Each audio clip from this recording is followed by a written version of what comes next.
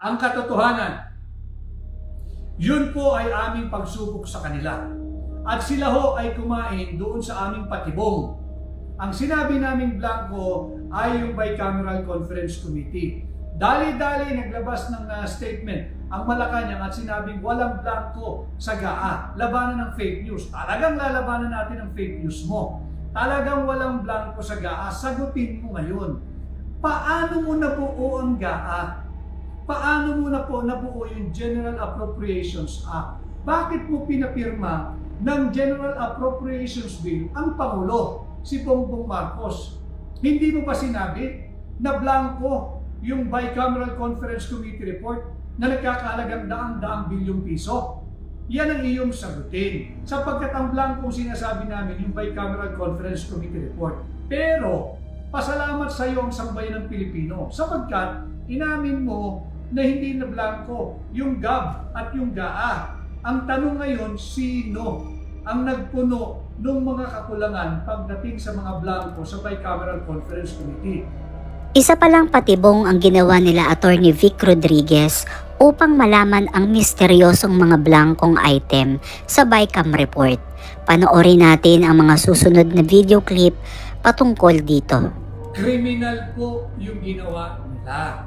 Yung pagpasa ng isang final Bicameral Conference Committee report na puno ng blanco na bilyong-bilyon, daang bilyong pisong halaga, kriminal po iyon. Pera po ng taong bayan. Yan eh. Yan po ay malinaw na paglabag sa ating revised penal code. Yung ating kodigo penal, yung ating mga batas sa kriminal, bawal po iyan. Yan po ay may tatawag na crime against public interest. Yung ginawa po nila ay violation of Article 170 of the Revised Penal Code. Ano po yung Article 170? Ito po yung falsification of legislative document. Paano po nagkakaroon ng falsification of legislative document? Unang-una, kinakailangan merong bill. Ang Kongreso, meron po silang bill eh. Yung General Appropriations Bill, yung panukalang budget for 2025. Pangalawang elemento, meron pong nag-alter o nakialam o nagbago ng mga salita o di kaya sa nangyayari po ngayon sa ating budget sa mga halagang nandoon sa General Appropriations Bill. Bakit natin sinasabing may nakialam na ibang tao bukod sa Kongreso o sa mababang kapulungan at sa Senado? Sapagkat ang pinasa po nila, ang pinirmahan po nilang final Bicameral Conference Committee report ay yung punong-puno ng blanco sa nagkakahalaga daang-daang bilyong piso. Pangatlo, meron pong nagbago. She, he, or they altered yung mga figures po doon sa Bicameral Conference Committee. Worse, doon sa General Appropriations Bill. Bawal po yun dahil wala silang otoridad. Kung ang Bicameral Conference Committee ay wala pong authority na makialam, hijackin, baguhin at palitan ang panukalang budget ng Executive Department at pati na yung version na binalangkas sa mababang kapulungan at sa Senado, wala pong otoridad ang tinatawag nating third chamber o yung third house, yung Bicameral Conference Committee. Lalo pong walang otoridad, walang kapangyarihan, yung tila, mistula, fourth chamber or fourth house. Sino po yun? Yun po yung ating dapat malaman. Babae ba siya?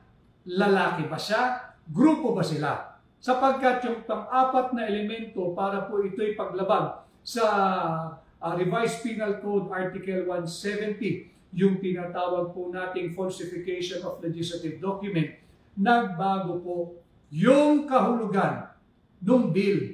Ito talagang nagbago sapagkat punong-puno po ng patlang o blanco yung naging pundasyon at basihan ng General Appropriations Bill. Merong nakialam, merong fourth chamber, merong fourth house. Kung matatandaan ho ninyo, magbalik tanaw po tayo at sariwain lang natin ang inyong alaala.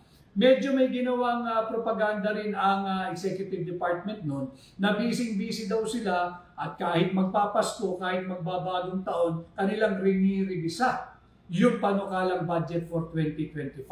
Pati po iyon. bawal yun. Sila ba ang nagbago ng mga halaga?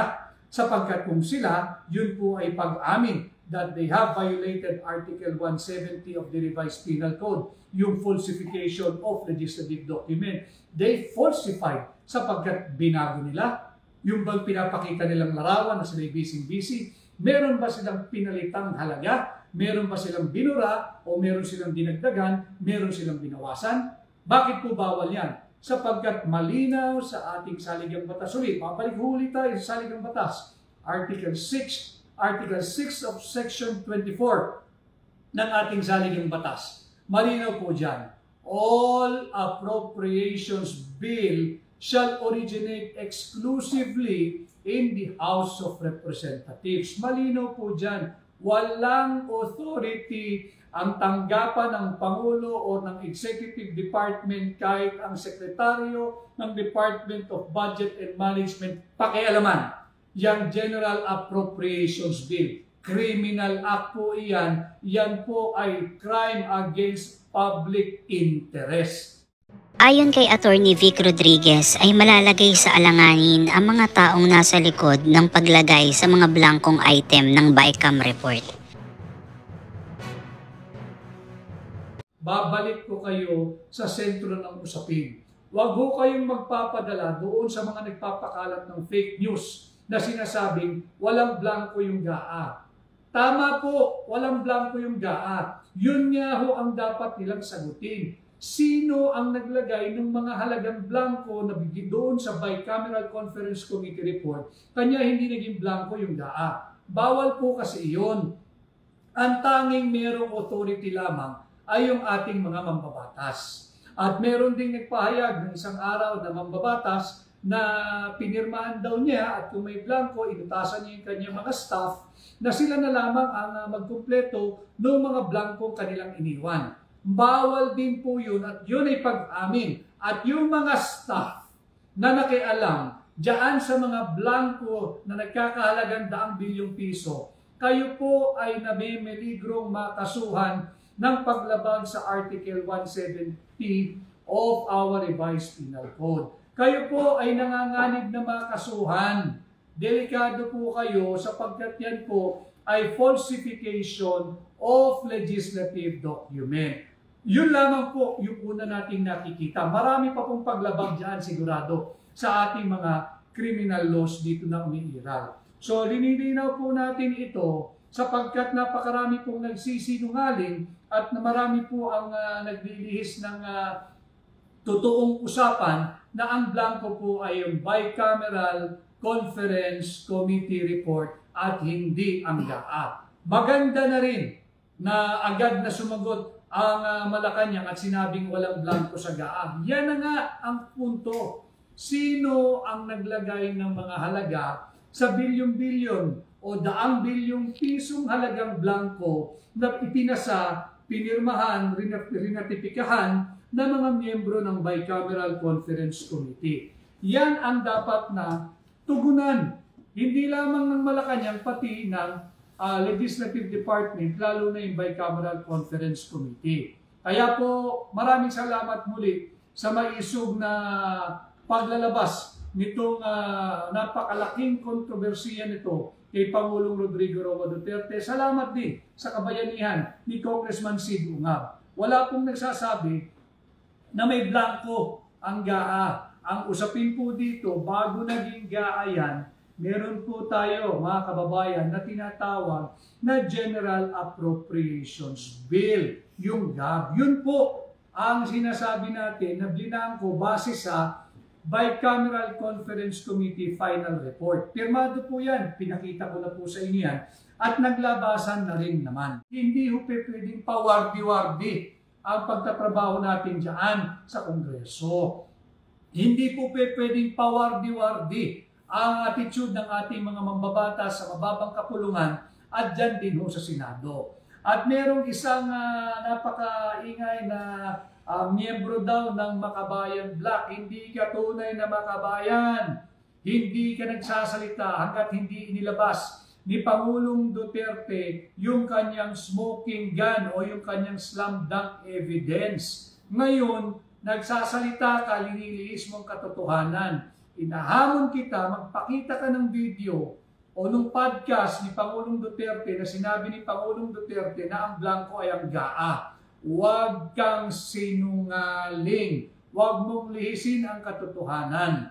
Ang katotohanan ay pulo ng blanco ang Bicameral Conference Committee report. Kanya nga sila tinatawag at nababansagan na Vice-Cam. Nanindigan si Attorney Vic Rodriguez na hindi sila titigil at makapapayag hanggat walang nananagot sa issue ng BICAM report. Mga blankong items na tila nagkaroon bigla ng laman. Hindi titigil ang dating Pangulong Duterte hanggat walang nananagot sa maanomalyang paggamit ng budget ngayong 2025. Kayo mga kababayan, ano ang opinyon ninyo sa naging pahayag ni Attorney Vic Rodriguez? I-comment nyo dyan sa baba at ating pag-usapan.